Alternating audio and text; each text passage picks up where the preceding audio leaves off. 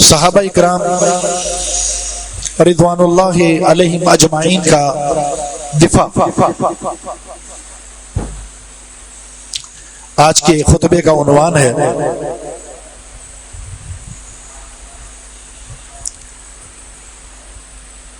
اس بات میں کوئی شک نہیں،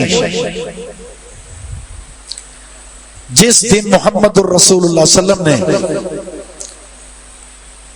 اللہ رب العزت کا پیغام لوگوں کے سامنے رکھا،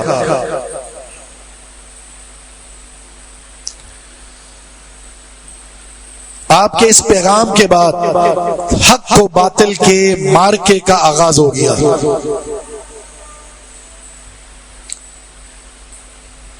تین گروہ بن گئے۔ ایک گروہ وہ تھا جو آپ کی بات پر لبیک و سعدئی کہنے لگا۔ دوسرا گروہ وہ تھا جس نے کھلم کھلا انکار کر دیا، وہ یہود ہوں، وہ نصارہ ہوں، وہ مشرکین مکہ ہوں۔ تیسرا گروہ وہ تھا جس کے دل میں اسلام بغض موجود تھا،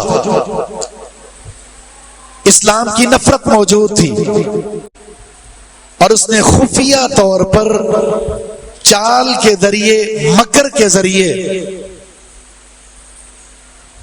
اسلام دشمنی کو دل میں بٹھا کر، اسلام کا لبادہ اوڑھ کر، منافقت کی چادر اوڑھ کر اللہ کے رسول اور دین اسلام کو نقصان پہنچانے کی کوشش کی۔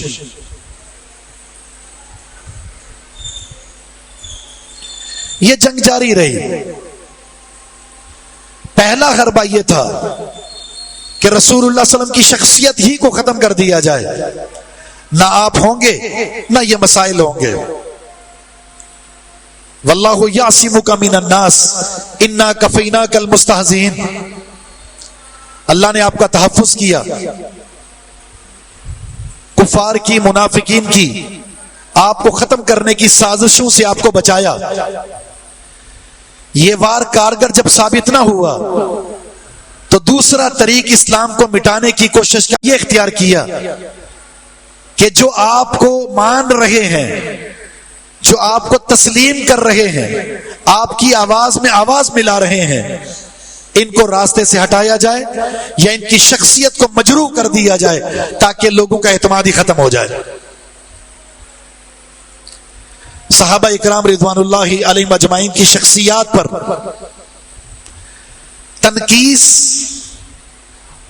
اور تجریح اور تقریب کا سلسلہ شروع ہوتا ہے۔ کبھی توہین آمیز جملے ہیں، کہیں راستوں سے ہٹانے کی سازشیں ہیں، کہیں تبرہ بازی ہے، کہیں الزام تراشی ہے۔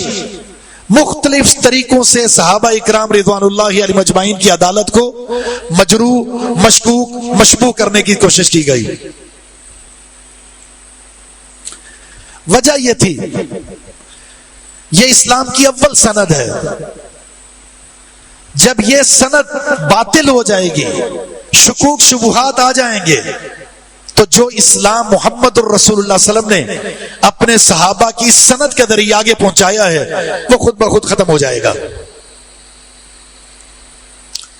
وہ سلسلہ اس وقت شروع ہوا اور یہ بڑھتا چلا گیا، اور آج اس کی صورت یہ ہے، پہلے تو ایک مخصوص طبقہ ایک دائرے کے اندر رہ کر یہ کوشش کرتا تھا، پھر یہ سلسلہ نجی تقریبات میں شروع ہوا، مسلکی رسومات کی صورت میں شروع ہوا، پھر بڑھتا چلا گیا، پھر منبر و محراب پر شروع ہوا، پھر تقریر اور تحریر میں شروع ہوا، پھر الیکٹرانک میڈیا پر ہوا، پرنٹ میڈیا پر ہوا، کتابوں کی صورت میں ہوا، سوشل میڈیا پر ہوا، اور اس کے بعد زبان زد و عام ہو گیا، اور صحابہ اکرام رضوان اللہ علیہم اجمعین کی عدالت کو اس قدر مجروح قرار دیا گیا کہ لوگوں کی عام جو جاہل قسم کے لوگ ہیں ان کی اکثریت صحابہ اکرام کے بارے میں اپنی زبان سے سب و شتم کرتی ہوئی نظر آتی ہے۔ بلکہ بعض لوگوں کا مسلک اور مذہب ہی اس بنیاد پر قائم ہوا، ان کے مذہب کا بنیادی حصہ یہ بن چکا، ان کے ماننے والے لوگوں کا مذہب کا بنیادی حصہ بن چکا کہ ان اصحاب رسول پر سب و شتم کیا جائے، اجر ملتا ہے، ثواب ملتا ہے، نیکیوں میں اضافہ ہوتا ہے۔ آپ کے اندر جو جرت پیدا ہوگی اصحاب محمد صلی اللہ علیہ وسلم پر سب و شتم کرنے کے بعد، اہل بیت سے محبت بڑھتی چلی جائے گی۔ یہ غلط پروپیگنڈا، کہیں صحابہ اکرام رضوان اللہ علیہم اجمعین پر سب و شتم کی بنیاد حب اہل بیت کو بنایا گیا، کہیں صحابہ پر سب و شتم کی بنیاد صحابہ کے مابین سیاسی اختلافات جو اجتہاد کی بنیاد پر قائم اسے بنایا گیا، اور کہیں شکوک شبہات پیدا کر کے بنیاد بنایا گیا، اور یوں یہ سلسلہ جاری ہے اور ساری ہے، اور اس میں روک تھام کی کوئی بھی صورت فی الحال نظر نہیں آتی۔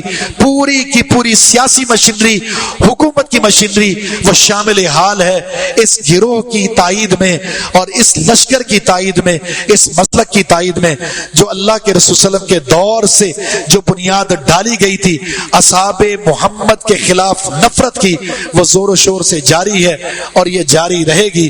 اس کے لیے سب سے زیادہ ضروری ہے کہ ہم اللہ رب العزت کے منہج کو، نبی صلی اللہ علیہ وسلم کے منہج کو، اسلاف کے منہج کو اسے سامنے رکھنا ہے، جس کی ایک صورت آپ کے سامنے میں ذکر کرنے والا ہوں، وہ ہے اصحاب محمد صلی اللہ علیہ وسلم کا دفاع کیسے، جیسے اللہ نے کیا، کیسے جیسے محمد الرسول اللہ صلی اللہ علیہ وسلم نے کیا، کیسے جس طرح ہمارے اسلاف نے کیا، وہ طریقہ کار اگر اپنائیں گے، جب حق طاقتور ہوگا، مضبوط ہوگا، اہل حق بھی مضبوط ہوں گے، نتیجہ منکر اور اصحاب منکر پستے چلے جائیں گے، کمزور ہوتے چلے جائیں گے۔ حق کو کمزور ہم نے کیا ہے، اہل حق کمزور ہو گئے، منکر کو طاقتور ہم نے بنایا ہے، اصحاب منکر مضبوط ہو گئے۔ نتیجہ ہمارے سامنے ہے، آج کھل کر اصحاب محمد کا دفاع کرنے والے کی زبان کو لگام لگا دی جاتی ہے۔ تو ہمیں کتاب و سنت کی روشنی میں یہ جاننا ہے کہ اللہ رب العزت نے کیسے دفاع کیا، محمد الرسول اللہ صلی اللہ علیہ وسلم نے کیسے دفاع کیا، اسلاف نے کیسے دفاع کیا، اور اس منہج پر ہم کیسے چل سکتے ہیں۔ سب سے پہلی بات یہ ہے کہ دفاع کیوں ضروری ہے، کیوں ضروری ہے؟ اس کے 6 اسباب ہو سکتے ہیں۔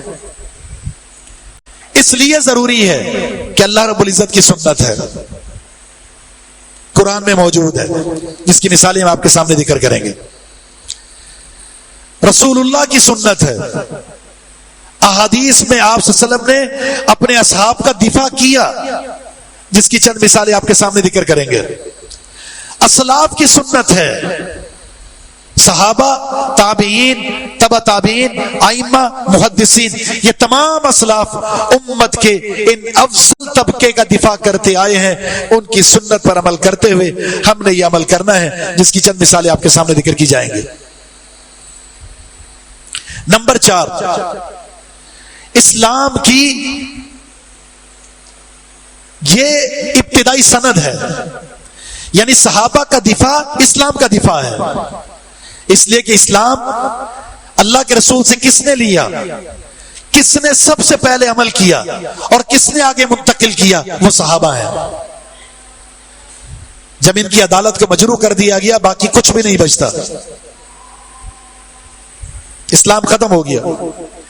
اس لیے شیخ الاسلام ابن تیمیہ رحمہ اللہ نے ایک بہترین قول عظیم محدث امام ابو زرع رازی کا نقل کیا، فرماتا اذا رأیت رجلا ينتقص احدا من اصحاب محمد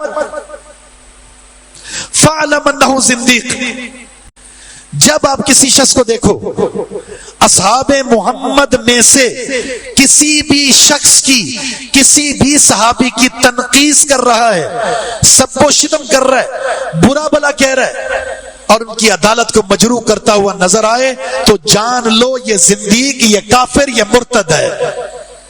کیوں؟ فرماتے اس لیے کہ قرآن ہم تک پہنچانے والے، محمد الرسول اللہ صلی اللہ علیہ وسلم کی سنتوں کو ہم تک پہنچانے والے اصحاب محمد ہیں، اور کافر کی یہ کوشش ہے، زندیق کی یہ کوشش ہے، مرتد کی یہ کوشش ہے، اول سند جب مجروح کر دی جائے تو اسلام باطل ہو جائے گا، اسلام کا تشخص ختم ہو جائے گا، اسلام کی اصل پہچان ختم ہو جائے گی۔ پھر اسلام کیا ہوگا؟ اسلام رسم و رواج بن جائے گا، اسلام ذاتیات بن جائے گا، اسلام آپ کے اپنے نظریات اور آپ کی سوچ، آپ کے باپ دادا کی آراء کا نام بن جائے گا۔ وہ جو محمد رسول اللہ صلی اللہ علیہ وسلم کی سنت تھی، آپ کے اقوال تھے، آپ کے افعال تھے، آپ کی عبادات تھی، وہ سب کی سب ختم ہو جائے گی، کیونکہ اس کے ناقلین اصحاب محمد ہیں۔ جب ان پر تنقید ہوگی تو اسلام ختم ہو گیا۔ اس لیے فرمایا جو اصحاب محمد پر تنقید کر لے تو سمجھ لو یہ مرتد اور زندیق ہے۔ تو صحابہ کا دفاع اسلام کا دفاع ہے۔ نمبر 5، کیوں ضروری ہے صحابہ کا دفاع؟ اس لیے کہ صحابہ معیار ایمان ہے۔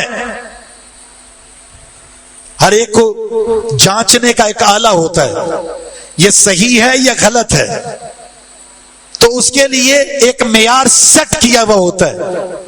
آپ نے اپنے آپ کو اس معیار میں اتار کر دیکھنا ہے کہ آپ صحیح ہیں یا غلط، اور اللہ نے وہ معیار اصحاب محمد کو بنایا ہے۔ جب آپ معیار ایمان کو مجروح کر دیں گے، اسے کالعدم قرار دے دیں گے، اس کو مشکوک بنا دیں گے، اس کے اندر شبہات پیدا کر دیں گے، لوگوں کو بدگمان کر دیں گے، لوگ اس کے بارے میں برا تاثر لینے لگ جائیں گے، تو بتائیے پھر آپ کا معیار ایمان ختم ہو گیا۔ تو معیار ایمان صحابہ ہے، تو ایمان اور معیار ایمان کا دفاع صحابہ کا دفاع ہے۔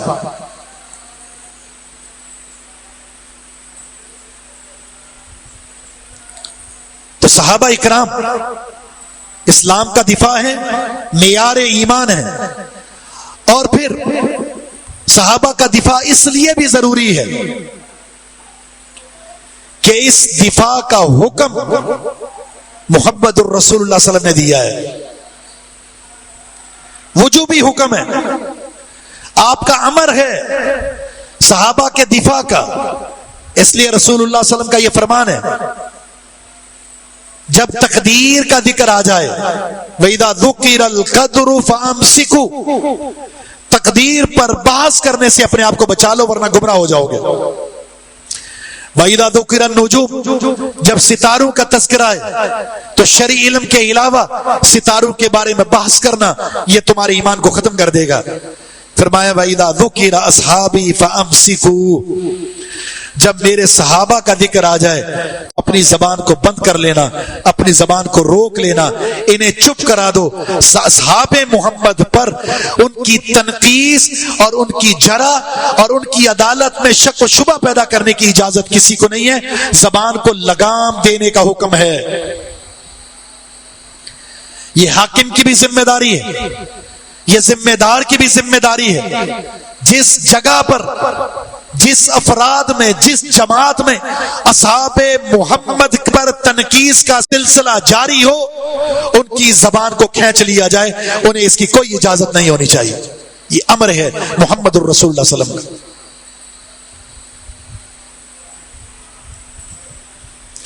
اب آئیے یہ صورت آپ کے سامنے رکھتے ہیں، اللہ نے، رسول اللہ نے اور اسلاف نے کیسے دفاع کیا، اور پھر صحابہ کی گستاخی کرنے والے نشان عبرت کیسے بنے۔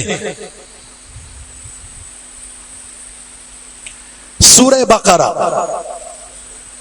آیت نمبر 13، وَإِذَا قِيلَ لَهُمْ آمِنُوا كَمَا آمَنَ النَّاسُ قَالُوا أَنُؤْمِنُ كَمَا آمَنَ السُّفَهَاءُ أَلَا إِنَّهُمْ هُمُ السُّفَهَاءُ وَلَكِنْ لَا يَعْلَمُونَ۔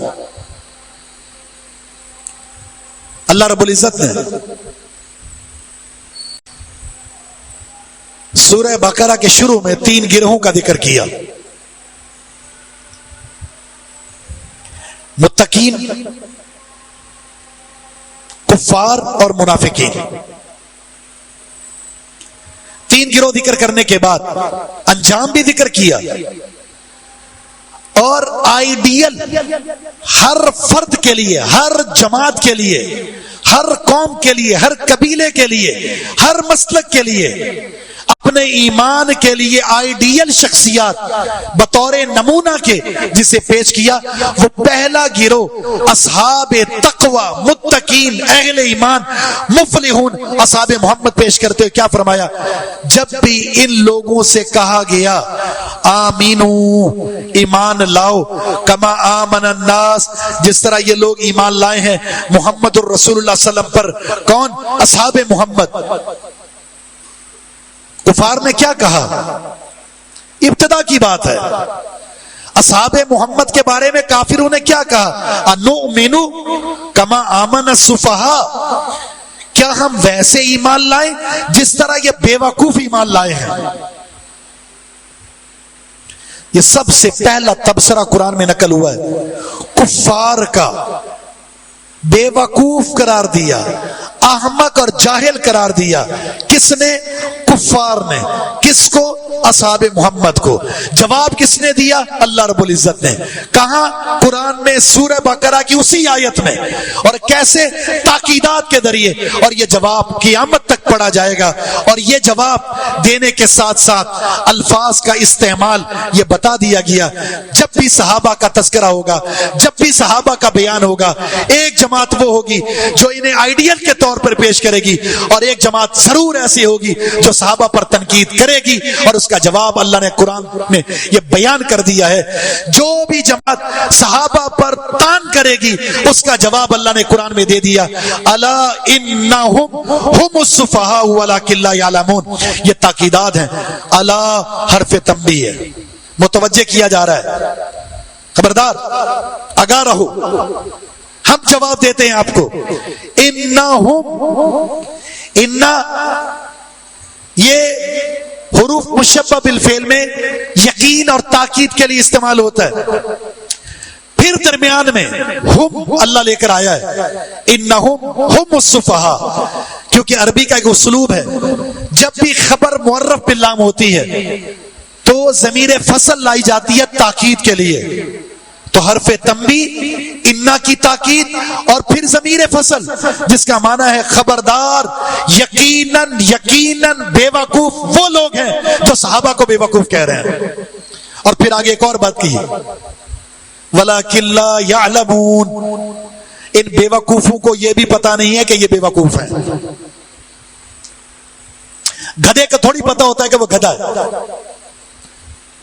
جاہل کو یہ پتا نہیں ہوتا کہ وہ جاہل ہے، نشائی کو یہ پتا نہیں ہوتا کہ وہ نشے میں ہے۔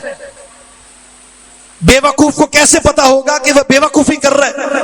اللہ فرماتا ہے جو اصحاب محمد کو تانے کا نشانہ بنائے گا، بے وقوف کہے گا، اللہ نے تاکیدات کے ذریعے کہہ دیا کہ یہ نشے میں دھت، جاہل بے وقوف، اسے پتا نہیں ہے کہ یہ بے وقوف خود ہے۔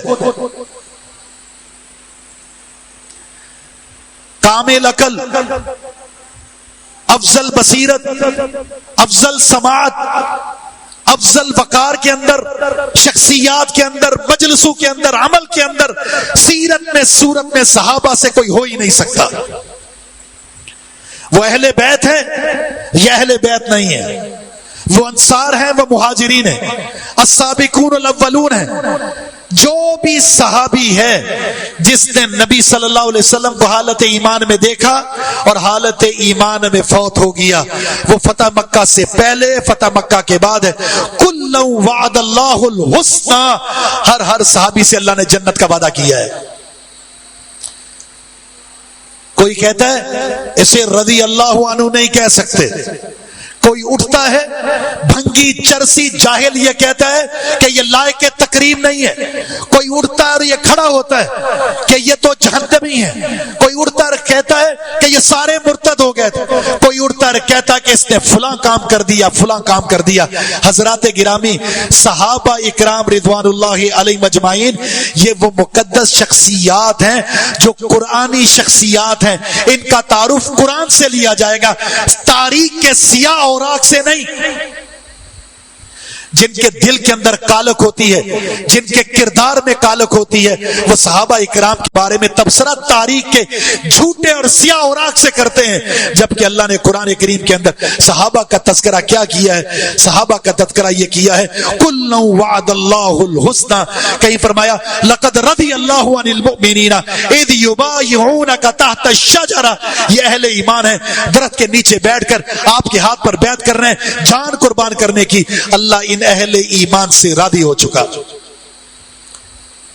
تم اپنے آپ کو مومن کہو، جسے مومن اللہ نے کہا، تم تاریخ کے جھوٹے اوراق سے کہتے ہو کہ مرتد ہو گئے تھے۔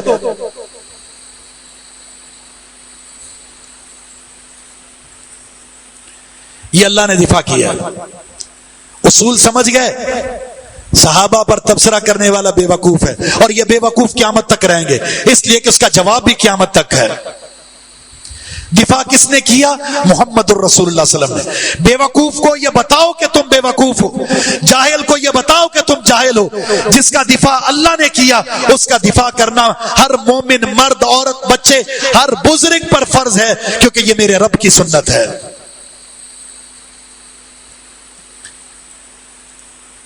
دوسرا مقام غزوہ تبوک۔ حالات بڑے تنگ ہیں، اور جن سے لڑنا ہے وہ سپر پاور ہے، رومی۔ آپ کو پتا چلا وہ حملہ آور ہونا چاہتے ہیں۔ مسلمان جزیرہ عرب پر غالب آ چکے، فتح مکہ کے بعد اب پورے جزیرے میں اسلامی سلطنت قائم ہو چکی۔ اب رومیوں کو خدشہ ہوا کہ اب یہ باہر نکلیں گے ہمارے خلاف، اس سے پہلے ہم نکل پڑتے ہیں۔ اللہ کے رسول صلی اللہ علیہ وسلم کو پتا چلا، آپ نے صحابہ سے فرمایا تیار ہو جاؤ، اب گرمی کی شدت، فصلیں تیار ہونے والی، اور ادھر سے حکم ملا نکلنا ہے۔ 3 صحابہ کے علاوہ 3 صحابہ جن کے پاس کوئی شرعی عذر نہیں تھا رہ گئے، اللہ نے ان کی توبہ بھی قرآن میں نقل کر دی۔ اس کے علاوہ کثیر تعداد میں منافق جو صحابہ پر تنقید کرنے والے اسلامی لبادہ اوڑھ کر موجود تھے۔ اللہ کے رسول صلی اللہ علیہ وسلم نے فرمایا کہ صدقہ کرو، اس جہادی لشکر کو مال کی ضرورت ہے۔ صدقہ کرنے والوں میں سر فہرست کون تھے؟ عثمان بن عفان رضی اللہ تعالیٰ عنہ۔ اتنا صدقہ کیا کہ چہرے مبارک پر تبسم ہے، مسکراہٹ ہے، اور فرمایا عثمان رضی اللہ عنہ، آج کے بعد اگر تم کوئی بھی عمل نہ کرو، رب نے تمہارے لیے جنت کو واجب کر دیا۔ صحابہ اکرام مال لا رہے ہیں، اسی دوران کچھ صحابہ اکرام تھوڑا تھوڑا مال لا رہے ہیں۔ صحابہ کی ادا جانتے ہو؟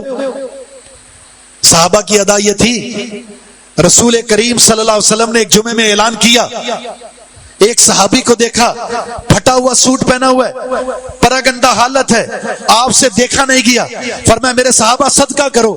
صحابہ اکرام نے صدقے کے ڈھیر لگا دیے، آپ نے 2 سوٹ اٹھا کر اس صحابی کو دے دیے، لاؤ اپنی ضرورت پوری کرو۔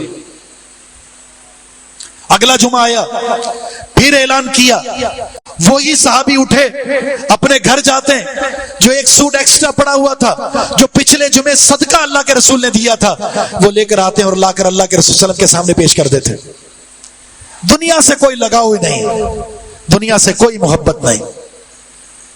کفار نے اسی لیے تو بے وقوف کہا تھا، جو چیز نظر نہیں آ رہی اس کے لیے گھر بار چھوڑ دیے، بیوی بچے چھوڑ دیے، اپنا کاروبار چھوڑ دیا اس نبی کی بات پر۔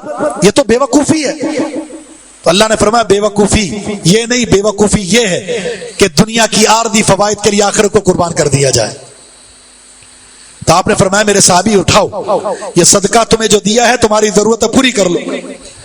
کوئی آپ کی بات کو سن کر جاتا کہ اللہ کے رسول صلی اللہ علیہ وسلم نے صدقے کا حکم دیا، میرے پاس کچھ نہیں، پریشان ہو جاتا کیسے عمل کروں، کلہاڑی اٹھاتے وہ صحابی اور رسی اٹھاتے جنگل میں چلے جاتے، لکڑیاں کاٹتے، گٹھی بناتے, کمر پر ڈالتے, بازار میں آتے, اسے بیچتے, جو چند سکے یا جو یا اشرفیاں ملتی, اللہ کے رسول کو آ کر دیکھ کر کہتے اللہ کے رسول آپ نے صدقے کا حکم دیا, یہ میرا حصہ بھی رکھ لیجیے. یہ تھے اصحاب محمد. تو جب غزوہ تبوک میں اعلان ہوا تو کوئی بہت زیادہ مال لا رہا ہے, کوئی بہت کم مال لا رہا ہے. اب منافقین نہ کم دینے والوں میں ہیں نہ زیادہ دینے والوں میں ہیں, اور انہیں بیٹھے بیٹھے نہ جہاد میں جانا ہے, نہ دل میں اسلام ہے, نہ صدقہ زیادہ کرنا ہے نہ کم کرنا ہے, تو صرف ایک ہی چیز آتی ہے, اور وہ کیا ہے؟ صرف ایک چیز. نہ نماز ہے, نہ قرآن ہے, نہ محمد صلی اللہ علیہ وسلم کی احادیث ہے. تو کیا ہے پھر؟ صرف ایک چیز, ایک مشن, وہ اصحاب محمد پر تنقید ہے. اللہ نے وہ نقل کر دی, الذین یلمزون المتطوعین فی الصدقات والذین لا یجدون الا جہدہم فیسخرون منہم سخر اللہ منہم ولہم عذاب علیم. فرمائیے منافق یہ وہ لوگ ہیں, اگر ان صحابہ میں سے کوئی زیادہ مال لے کر آتا ہے اس پر تبصرہ کرتے ہوئے کہتے ہیں یہ تو ریاکار ہے, یہ تو دکھلاوے کے لیے کر رہا ہے, اسے تو شہرت چاہیے. اور اگر کوئی صحابی تھوڑا سا مال لے کر آتا اس کے بارے میں تبصرہ کیا کرتا؟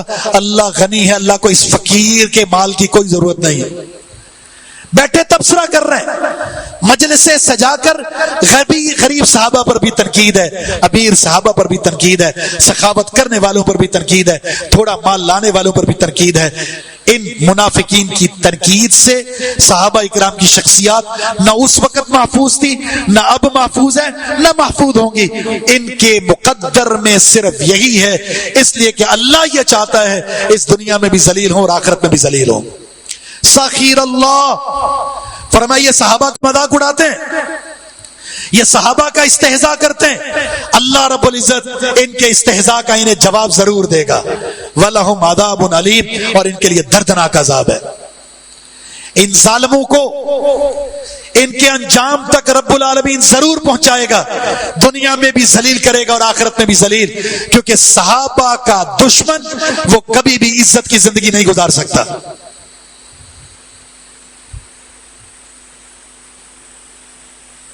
یہ دفاع کس نے کیا؟ اللہ نے. اور یہاں یہ بتا دیا صحابہ کے ہر عمل پر, ان کی ہر قربانی پر تنقید کرنے والے ہوں گے, چاہے وہ جلیل القدر صحابہ فتح مکہ سے پہلے کے ہوں جنہوں نے قربانیاں دی, چاہے فتح مکہ کے بعد اسلام کے لیے قربانیاں دینے والے ہوں, امیر ہوں یا غریب, عظیم ہوں یا پھر ان کا مرتبہ دیگر صحابہ سے کم ہو, لیکن ہیں صحابی, دونوں پر تنقید کرنے والے ہر دور میں موجود ہوں گے. لیکن سخر اللہ منہم سے اللہ نے کہہ دیا اللہ ان کو جواب ضرور دے گا. قرآن اگر پڑھیں تو کئی مقامات آپ کو نظر آئیں گے. مثال کے طور پر میں نے یہ 2 مقام آپ کے سامنے ذکر کر دیے. حدیث رسول کی طرف آتے ہیں. آپ صلی اللہ علیہ وسلم نے ایک موقع پر ایک مسئلے کو سنا. عبد الرحمن بن عوف اور خالد بن ولید کے درمیان کچھ اختلاف سا ہو گیا, بحث و مباحثہ. اس اختلاف میں خالد بن ولید نے عبد الرحمن بن عوف کے بارے میں کچھ ایسے الفاظ کہے جو ان کو پسند نہ آئے. اللہ کے رسول صلی اللہ علیہ وسلم کو پتا چلا. آپ صلی اللہ علیہ وسلم نے کیا فرمایا؟ آپ نے فرمایا لا تسبوا اصحابی فواللہ لو انفق احدکم مثل احد ذهب ما ادرک مد نصیفا.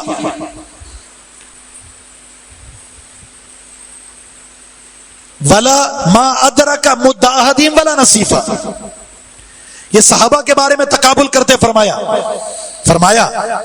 عبد الرحمن بن عوف یہ وہ عظیم مہاجرین میں سے ہے, خالد بن ولید بعد میں اسلام لائے.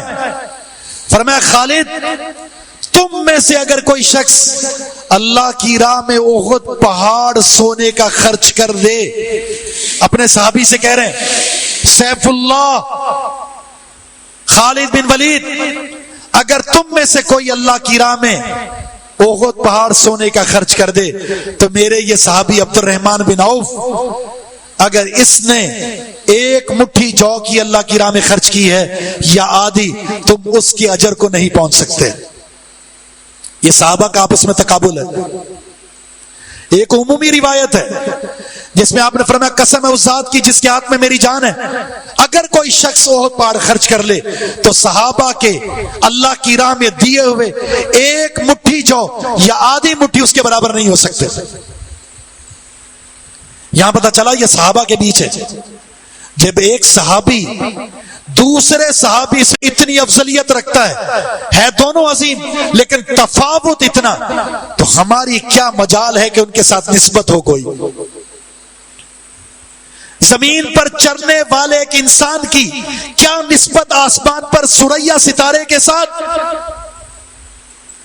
میرا عمل، میری ساری زندگی کے سجدے، ساری زندگی کی عبادت تقویٰ کی اعلیٰ مثال بھی بن جاؤں اور مسجد کے اندر اٹھنا بچھونا بنا لوں اور ساری زندگی ایک بھی نافرمانی نہ کروں، اللہ کی قسم وہ صحابی جس نے ایک لمحہ محمد الرسول اللہ صلی اللہ علیہ وسلم کے ساتھ گزارا ہے، میری ساری زندگی کی عبادت اس کے برابر نہیں ہو سکتی۔ کس منہ سے صحابی پر تنقید کر سکتا ہوں؟ کس زبان سے صحابی کے بارے میں تبرہ کر سکتا ہوں؟ کس زبان سے صحابی کے بارے میں مذمت کے الفاظ ادا کر سکتا ہوں؟ اس لیے کہ کوئی نسبت ہی نہیں بنتی، کوئی تقابل ہی نہیں ہے۔ ہم اگر اپنی شکلوں کو دیکھیں، اپنے عمل کو دیکھیں تو یقین جانیں جو کردار اللہ نے پیش کیا، جو عمل اللہ نے قرآن میں پیش کیا، جو محمد الرسول اللہ صلی اللہ علیہ وسلم نے کر کے دکھایا، جو صحابہ نے قربانیاں دی، اس کا عشر عشیر کیا پاؤں کی خاک کے برابر بھی نظر نہیں آئے گا۔ اور تبصرہ کرنے چلے ہیں کس پر؟ امت کی افضل تقوی پر۔ کون؟ 1450 سال بعد ایسے افراد جن کو اپنی نسل کا پتہ نہیں، اپنے ایمان کا پتہ نہیں، بلکہ ان کا ایمان کتاب و سنت کے معیار کے مطابق ہی نہیں، اور وہ تبصرہ کس پر کر رہے ہیں؟ اصحاب محمد پر۔ تو اس کو روکے گا کون؟ یہ ریاست کی ذمہ داری ہے، وہ اپنا کام کرے، اور ہماری ذمہ داری ہے اصحاب محمد کے کردار کو، گفتار کو، سیرت کو، صورت کو، منہج کو، عقیدے کو، قربانیوں کو، اور ان کے اعمال اور کارناموں کو جو آپ کے ساتھ اور دین کے لیے انہوں نے پیش کیے، انہیں امت کے سامنے اجاگر کرتے رہیں۔ اپنی نسلوں کو، اپنے بچوں کو، اپنے خاندان کو ان کے ناموں سے متعارف کروائیں، ان کے کاموں سے متعارف کروائیں، ان جیسے اعمال کرنے کی کوشش کریں۔ جب یہ عملی طور پر ہر گھر کے اندر سے یہ کام ہوگا تو یہ فتنہ ختم ہوگا، اس فتنے کا کلا کما ہو سکتا ہے، ورنہ ممکن نہیں۔ جو یہ پوری کی پوری طاقت کے ساتھ صحابہ اکرام پر تنقید کا سلسلہ جاری ہے، یہ مجرمانہ غفلت ریاست کی بھی ہے، ہماری بھی ہے کہ ہم نے اپنی زبانوں کو لگام دے رکھی۔ اصولی طور پر بات کریں، ادلہ کے ساتھ بات کریں۔ آپ صلی اللہ علیہ وسلم نے کیا فرمایا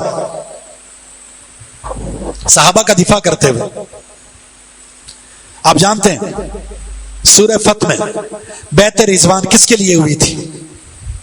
بیعت رضوان کس کے لیے ہوئی تھی؟ تنقید کرنے والے نے یہاں پر بھی تنقید کی، کیا کہا؟ عثمان رضی اللہ تعالیٰ عنہ بیعت رضوان میں موجود ہی نہیں تھے۔ عثمان رضی اللہ تعالیٰ عنہ بیعت الرضوان میں موجود ہی نہیں تھے۔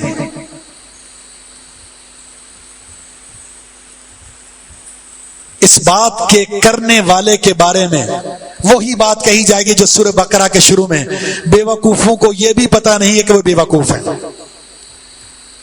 ایک واعظ اور ذاکر کو سنا، وہ کہہ رہا ہے جب سیدنا عثمان رضی اللہ تعالیٰ عنہ کو، سیدنا حسین رضی اللہ تعالیٰ عنہ کو شہید کیا جا رہا تھا، کہاں تھے یہ خلفاء؟ کہاں تھے ابو بکر اور عمر؟ طاقتور 22 لاکھ مربع زمین پر حکومت کرنے والے کہاں چلے گئے تھے؟ اس بات کو کرنے والا، اس کے بارے میں وہی بات کی جائے گی، الا انہم هم السفہاء ولکن لا یعلمون، ان بے وقوفوں کو پتہ بھی نہیں ہے کہ بے وقوف۔ صحابہ کی شہادت کے بعد، ان کے جانے کے بعد، ایک عرصہ کے بعد یہ واقعہ ہوا جہاں خلفائے راشدین کے عشرہ مبشرہ میں سے کوئی بھی نہیں۔ آپ کہہ رہے ہیں وہ کہاں تھے؟ سیدنا عثمان کے بارے میں بیعت الرضوان ہو رہی ہے، اللہ کے رسول نے خود اور صحابہ اکرام نے آپ صلی اللہ علیہ وسلم کے ہاتھ پر ہاتھ رکھ کر کہا ہم سب جان دینے کے لیے تیار ہیں۔ کس کے لیے؟ عثمان رضی اللہ تعالیٰ عنہ کی شہادت کا بدلہ لینے کے لیے۔ جب پتہ چلا اللہ کے رسول کے یہ جلیل القدر صحابی عثمان بن عفان، آپ کے سفیر، اس کو مکہ میں شہید کر دیا گیا، تو آپ نے انتقام لینے کے لیے ان 69 صحابہ سے جان قربان کرنے کی بیعت لی، اور سب نے جان دینے کے لیے بیعت کی۔ اور ان میں کون شامل ہیں؟ محمد الرسول اللہ صلی اللہ علیہ وسلم۔ آپ اپنے صحابہ کے دفاع کے لیے خود بھی اور صحابہ کو بھی جان دینے کے لیے تیار کر رہے ہیں، بیعت لے رہے ہیں، اور تنقید کرنے والا تنقید کر رہا ہے۔ مستدرک الحاکم کی روایت ہے، رسول اللہ صلی اللہ علیہ وسلم فرماتے ہیں ان اللہ اختارنی وختار علی اصحابی، اللہ نے مجھے چنا اور میرے لیے اصحاب کو چنا، فجعل منہم وزراء وانصارا واسحارا، اللہ نے ان میں کچھ میرے مشیر اور وزیر بنائے، کچھ میرے انصار بنا دیے، کچھ میرے سسرالی اور دامادی بنا دیے۔ فمن سب منہم، جس نے بھی ان میں سے کسی پر بھی سب و شتم کیا، فعلیہ لعنت اللہ والملائکۃ والناس اجمعین، لا یقبل اللہ منہ یوم القیامت صرفا ولا عدلا، جس نے بھی ان میں سے کسی پر سب و شتم کیا اس پر اللہ کی بھی لعنت، فرشتوں کی بھی لعنت، پوری انسانیت کی لعنت، اور اللہ تعالیٰ ان کے کسی بھی عمل کو قبول نہیں کرے گا قیامت کے دن، نہ نفلی نہ فردی۔ تو یہ دفاع سیدہ جابر رضی اللہ عنہ فرماتے ہیں سیدہ عائشہ صدیقہ رضی اللہ عنہا سے کہا گیا لوگ اصحاب محمد کو سب و شتم کا نشانہ بنا رہے ہیں، ابو بکر اور عمر کو بھی نہیں چھوڑا۔ تو سیدہ عائشہ نے بڑا زبردست جواب دیا، فرمایا اللہ اس بات کو پسند کرتا ہے، یہ شخصیات چلی گئی، عمل منقطع ہو گیا، لیکن اللہ چاہتا ہے کہ ان کا اجر منقطع نہ ہو، ان کے دشمن پیدا کر دیے، سب و شتم کا نشانہ بناتے رہیں گے اور اللہ ان کے اجر میں اضافہ کرتا رہے گا۔ عبداللہ بن عمر رضی اللہ تعالیٰ فرماتے ہیں اللہ کی قسم تم 40 سال تک اللہ کی بندگی میں رہو، 40 سال، صحابہ اکرام کی وہ گھڑی جو محمد الرسول اللہ صلی اللہ علیہ وسلم کے ساتھ گزری تم اس کا مثل بھی نہیں ہو سکتے، ایک گھڑی کے برابر بھی نہیں ہے تمہارا عمل۔ سعید بن زید کہتے ہیں پوری عمر نوح کی عمر مل جائے، نوح علیہ الصلوۃ والسلام کی، عمل کر لو، ایک گھڑی صحابہ کی جو اللہ کے رسول کے ساتھ گزری ہے اس کے برابر نہیں ہو سکتی۔ مختصر یہ قصہ بیان کر کے اپنی بات کو ختم کرتا ہوں۔ گستاخی رسول نشان عبرت بن جائے گا۔ سعد بن ابی وقاص کی شکایت عمر رضی اللہ تعالیٰ عنہ کو کوفیوں نے کی کہ یہ خود جہاد نہیں کرتے، عدل نہیں کرتے اور نماز سنت کے مطابق نہیں پڑھاتے، یہ 3 شکایتیں آئی۔ سیدنا عمر نے سعد بن ابی وقاص کو معزول کر کے واپس بلا لیا اور عمار رضی اللہ تعالیٰ عنہ کو گورنر مقرر کر دیا کوفہ کا، بلایا، آپ کی یہ 3 شکایتیں آئی ہیں، صفائی پیش کیجئے۔ تینوں کا جواب دیا۔ نماز، فرما اللہ کی قسم محمد الرسول اللہ صلی اللہ علیہ وسلم کو جیسے نماز پڑھتے ہوئے دیکھا ہے نا، کبھی بھی اس نماز میں کمی نہیں کی۔ سیدنا عمر نے جواب سنا، تسلی ہوئی، فرما مجھے کسی گواہی کی ضرورت نہیں ہے، مجھے یقین تھا۔ پھر کچھ لوگوں کو سعد کے ساتھ بھیجا، جاؤ کوفہ کا چکر لگاؤ، لوگوں کی رائے لو ان کے بارے میں۔ ہر مسجد میں گئے، سب نے سعد بن ابی وقاص کے بارے میں فرمایا کہ بہترین انسان، عادل، مجاہد، متبع سنت۔ ایک مسجد بنی ابس میں پہنچے، وہاں ایک شخص کھڑا ہوا، اسامہ ابو سعدہ، اس نے کہا اللہ کی قسم یہ شخص سنت کے مطابق نماز نہیں پڑھاتا، اللہ کی قسم جہاد نہیں کرتا، اللہ کی قسم عدل نہیں کرتا۔ سیدنا سعد نے کہا اگر تو سچا ہے میں اللہ سے دعا کرتا ہوں، اے اللہ اس کی عمر کو لمبا کر دے، اے اللہ فقر و فاقے میں مبتلا کر دے، اے اللہ اسے فتنے میں مبتلا کر دے۔ کیا ہوا؟ ایک عرصہ ہوا، یہ شخص لمبی عمر پائی اس نے، آنکھوں کے اوپر اتنے بال کہ دیکھنے کے لیے وہ بمیں اٹھاتا اور راستوں میں کھڑے ہو کر عورتوں کے ساتھ، لڑکیوں کے ساتھ چھیڑ چھاڑ کرتا، اور فقر و فاقہ ایسا کہ محتاجی کی زندگی گزارتے ہوئے تینوں بددعائیں اسے لگی اور نشان عبرت بن گیا۔ سعید بن زید، اس کی شکایت ایک عورت فروا نے کی مروان بن حکم کو کہ اس نے میری زمین پر قبضہ کیا ہے۔ عظیم صحابی، زمین پر قبضہ کیا۔ مروان نے بلا لیا، تمہاری شکایت آئی ہے کہ تم نے اس خاتون کی زمین پر قبضہ کیا۔ سعید بن جبیر رضی اللہ تعالیٰ نے زبردست جواب دیا۔ سعید رضی اللہ تعالیٰ فرماتے ہیں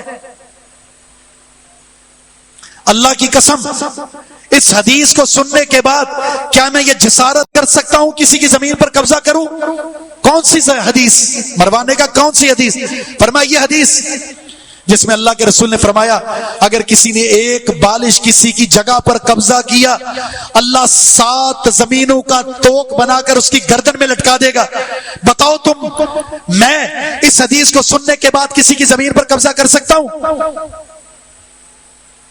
فرما نہیں، مجھے یقین ہے، جاؤ اب گواہی کی ضرورت نہیں۔ فرما نہیں، میں ایک دعا کرتا ہوں، اے اللہ اس عورت کو موت نہ دینا جب تک یہ فتنے میں مبتلا نہ ہو اور اس کا گھر اس کے لیے قبر نہ بن جائے۔ ایسا ہی ہوا،